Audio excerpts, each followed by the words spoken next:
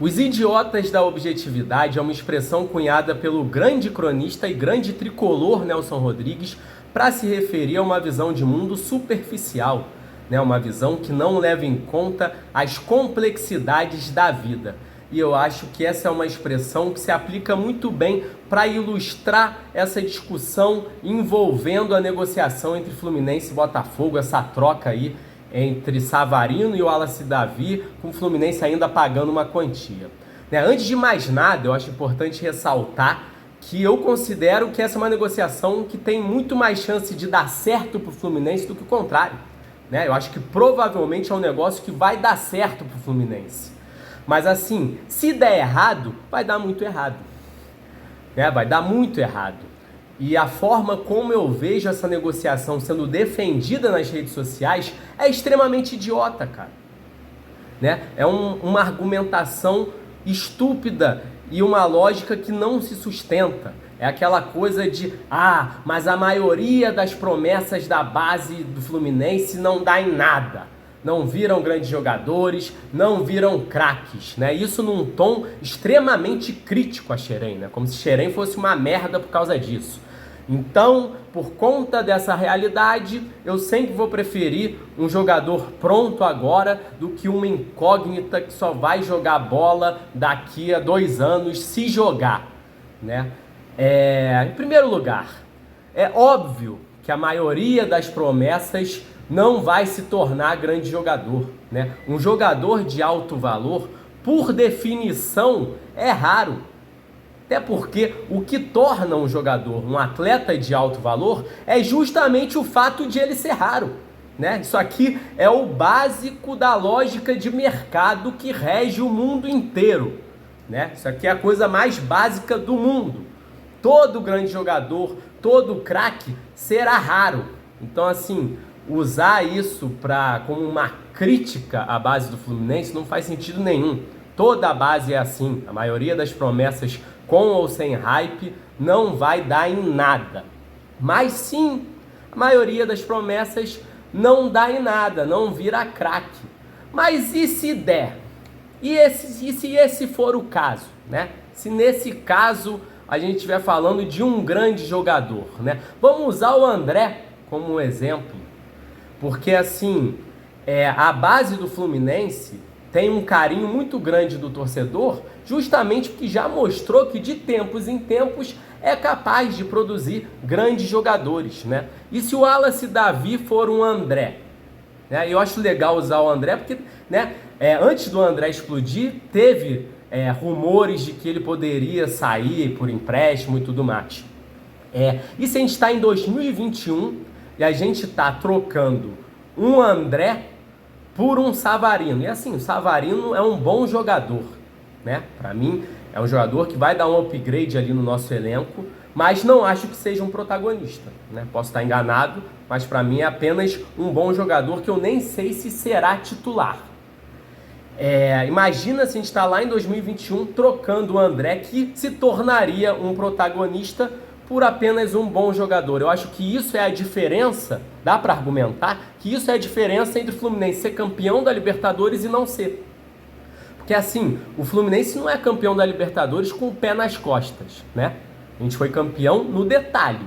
E eu acho que ter o melhor volante do Brasil no time, um jogador como o André, que para mim, na minha opinião, aliás, foi o melhor jogador da final da Libertadores, eu acho que é um detalhe bem relevante, Eu acho que dá para argumentar. Se a gente não tivesse o André no time, talvez o Fluminense não levantasse aquela taça. Então, assim, quando a gente está discutindo o futuro de um destaque da base, é esse tipo de coisa que está em jogo, É o mais provável que o Wallace Davi vai ser um André? Claro que não, é extremamente improvável, mas é possível. E por conta dessa possibilidade, você não pode utilizar esse tipo de argumentação como uma regra geral. Você tem que olhar caso a caso. O clube tem que analisar o diagnóstico dele, da promessa do jogador que vai vir e tomar a decisão. Porque assim, se você é a favor dessa negociação e a sua argumentação é, eu conheço o Wallace Davi, acompanhei ele, eu não acho que ele vai virar um grande jogador. Eu acho que o Savarino é um bom jogador agora, que vai dar certo, e por isso eu sou a favor dessa negociação. Porra, tranquilaço, tá certíssimo. Mas não é isso que eu tenho visto, né? Porque a maioria dos torcedores não conhece a fundo o Wallace Davi, isso é natural. Eu também não conheço, não fico assistindo um bando de jogo de sub-17, sub-20, né? E aí a argumentação que eu vejo é essa: ah não, mas a maioria não dá em nada, então foda-se, vamos trocar agora. E assim, não dá para o clube tomar decisões dessa forma, né? E aliás, eu particularmente, né, aí aqui é a minha opinião, eu nunca gosto desse tipo de negociação envolvendo o destaque da base que ainda não teve oportunidades no profissional, né? Pelo menos não oportunidades, né, para mostrar que veio. Porque assim, eu me lembro até de uma entrevista com o dirigente do River Plate há um tempão aí, né? Na época que o River Plate era o melhor time da América do Sul, aquela fase lá do Galhardo e tal, foi num Bola da Vez, da ESPN isso, né? E ele falando, né, perguntado ali sobre visões de futebol, princípios de gestão e tal, e eu lembro bem, né, me marcou dele falando, porra, cara, a gente nem cogita vender destaque da nossa base antes dele jogar no profissional, né? Nem cogita. E por quê? Porque, cara, por mais que o clube acompanhe, o jogador, nesse período ali de transição, ele é meio que uma incógnita mesmo. Não dá para saber o que ele vai se tornar. Então, no fim das contas, quando você negocia um jogador nessa fase, você está fazendo uma negociação às cegas, né? É um tiro no escuro. E eu não acho que uma gestão profissional deva tomar decisões importantes às cegas, né, cara? Ele tem que, uma gestão profissional tem que tomar decisões informadas, cara.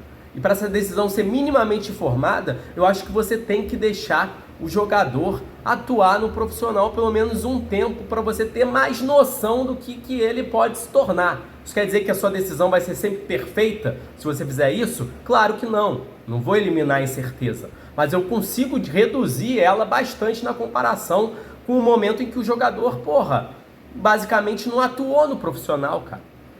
Porque aquilo, você fica à mercê do futuro, você fica torcendo para o jogador não dar em nada para falar que foi uma boa negociação. Você vai ter exemplo para os dois lados. Pega o exemplo do João Pedro, né, cara? Foi vendido ainda na base, antes de estrear no profissional. Aí estreia de forma avassaladora, né? Nos primeiros jogos parecia que era o novo Ronaldo Fenômeno.